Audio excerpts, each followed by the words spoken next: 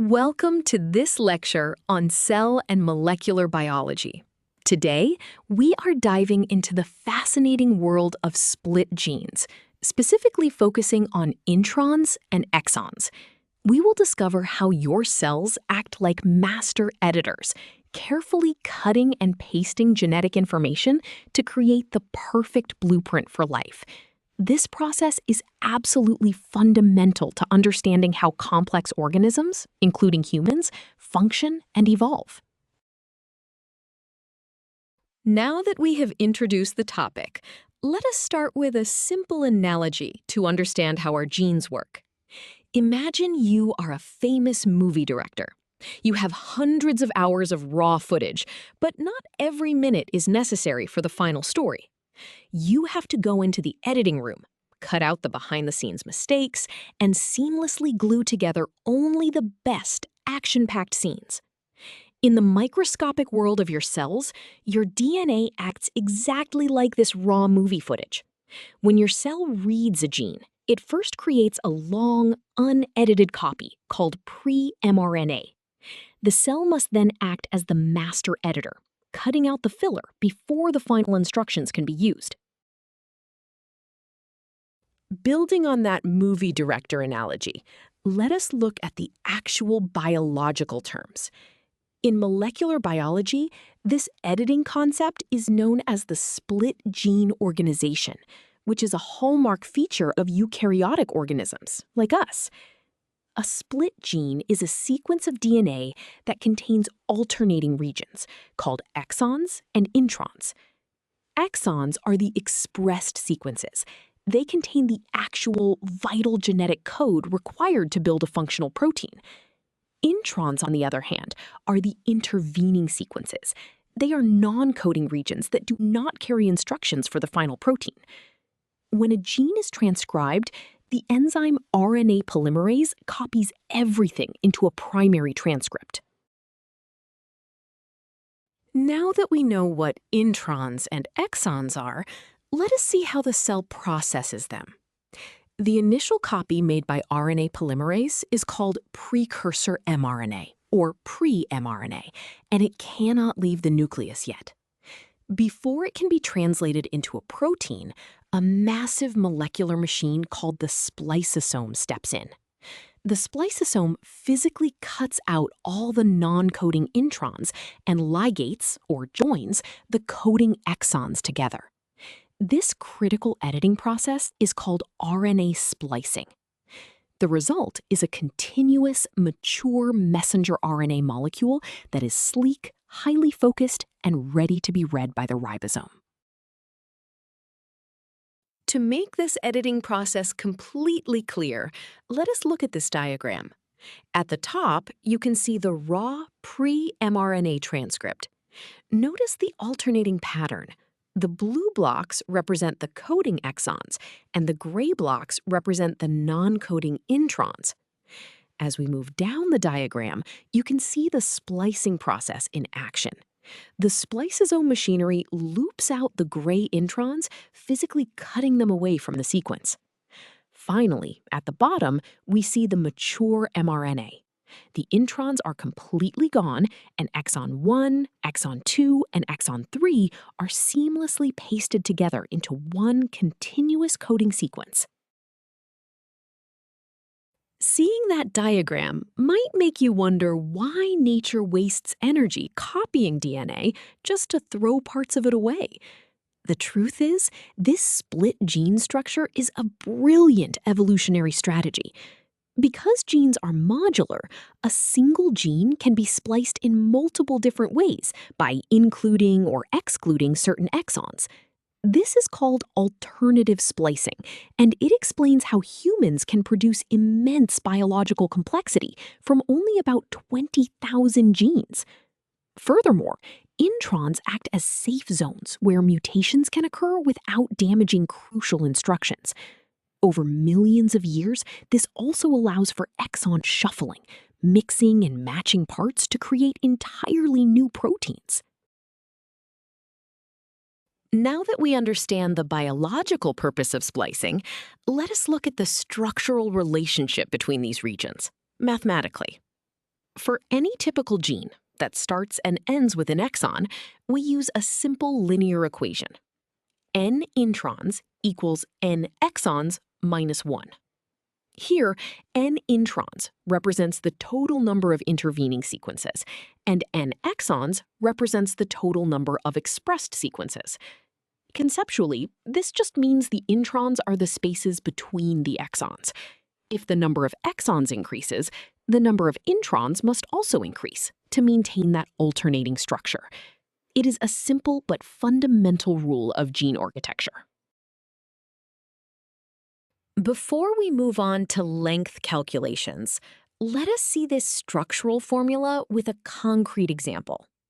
Suppose we are given a gene that has a high number of exons, specifically 10 exons.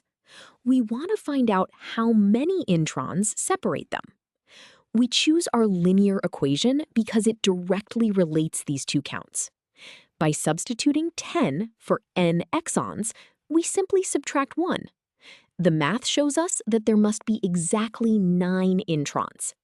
Physically, this confirms that the 9 non-coding regions perfectly bridge the gaps between the 10 coding regions, maintaining the continuous alternating chain of the split gene.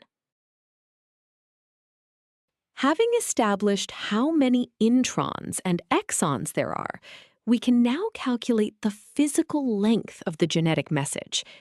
First, let us look at the raw, unedited primary transcript.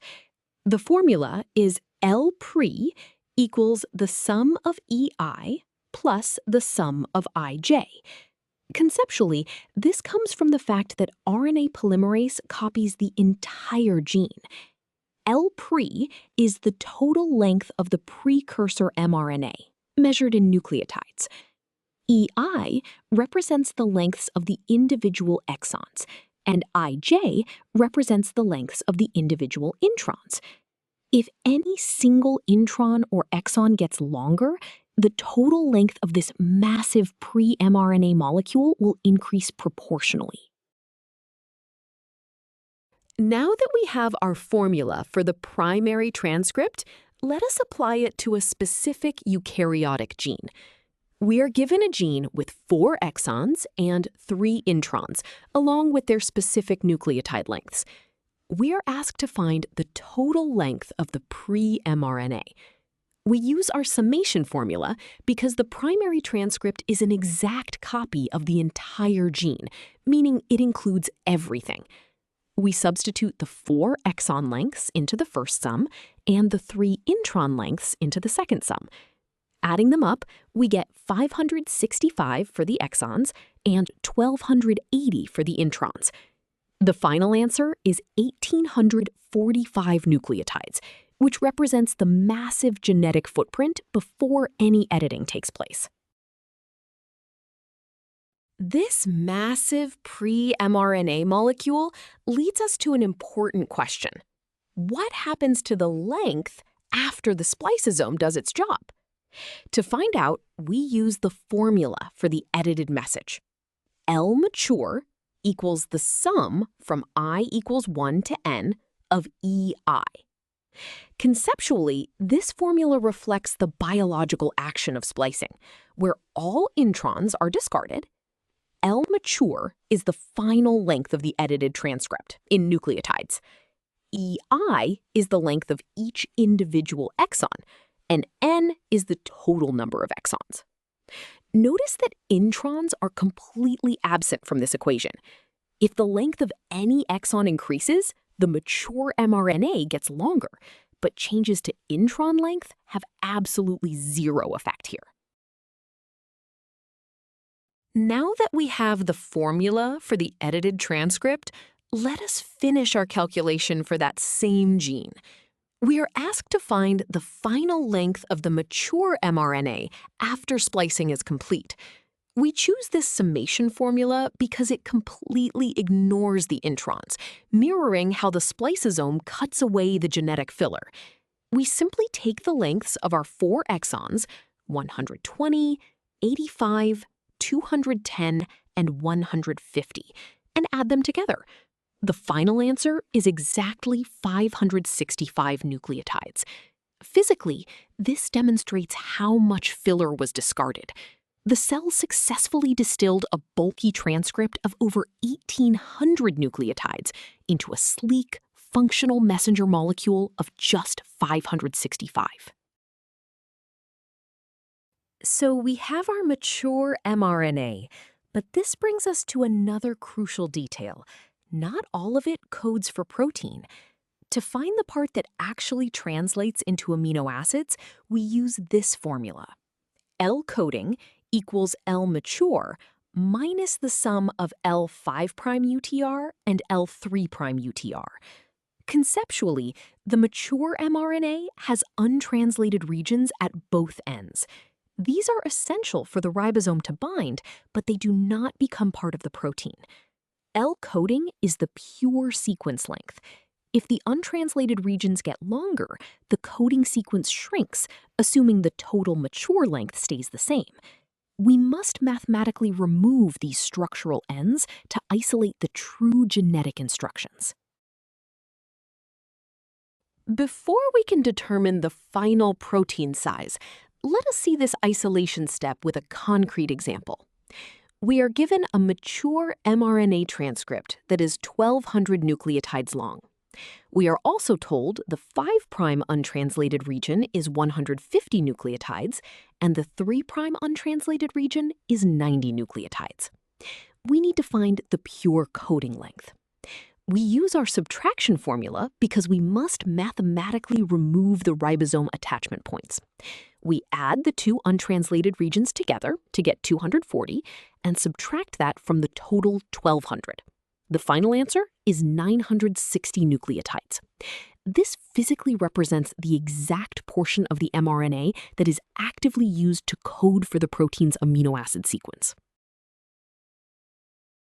Now that we have isolated the pure coding sequence, we can finally calculate the size of the resulting protein.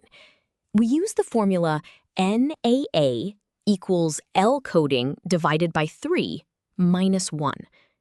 Conceptually, this formula translates the language of nucleic acids into the language of proteins. NAA is the total number of amino acids in the final polypeptide chain. We divide by 3 because the genetic code is read in triplets, meaning every 3 nucleotides form one codon. We then subtract 1 at the end to account for the stop codon. The stop codon acts like a biological period at the end of a sentence. It signals termination, but does not add an amino acid. If the coding length increases, the number of amino acids will increase proportionally. Let us apply this final formula to complete our second example. We previously isolated a pure coding sequence of 960 nucleotides. And now we are asked to calculate the number of amino acids in the final synthesized protein. We choose this division formula because it perfectly bridges the gap between DNA length and physical protein size. We substitute 960 and divide by 3, which gives us 320 total codons. Finally, we subtract 1 for the stop codon. The final answer is exactly 319 amino acids. This arithmetic step highlights that even after all the introns are removed, you must still account for regulatory sequences and stop signals to predict the exact size of the final protein molecule. To wrap up our lecture, let us review the key takeaways. First, remember that eukaryotic genes are fundamentally split into vital coding exons and intervening non-coding introns. Second, the spliceosome acts as the cell's master editor, meticulously cutting out the introns to form a sleek, mature mRNA. Third, this seemingly wasteful process is actually a brilliant evolutionary tool, allowing a single gene to produce multiple proteins through alternative splicing. Finally, by understanding the math behind these structures, we can track the exact genetic footprint, from raw DNA all the way to the final protein. You have now mastered the crucial editing steps that keep complex organisms alive. Great job!